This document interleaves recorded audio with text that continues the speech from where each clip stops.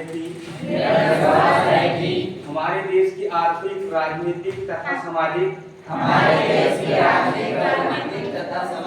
प्रगति में भ्रष्टाचार एक बड़ी बाधा है।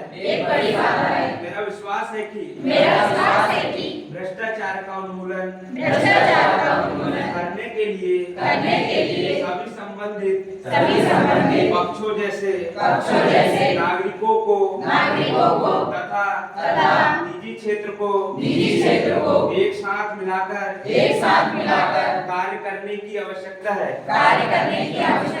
मेरा मानना है कि प्रत्येक नागरिक को सतर्क होना चाहिए तथा उसे सदैव ईमानदारी तथा सत्यनिष्ठा के उच्चतम मानकों के लिए प्रतिबद्ध होना चाहिए तथा भ्रष्टाचार के विरुद्ध संघर्ष में साथ देना चाहिए।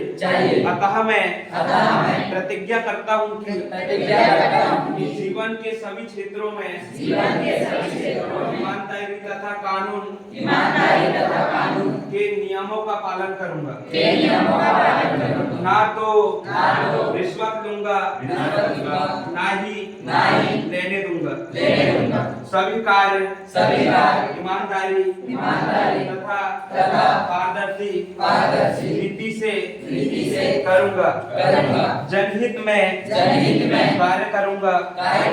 अपने निजी आचरण में ईमानदारी दिखाकर उदाहरण प्रस्तुत करूंगा।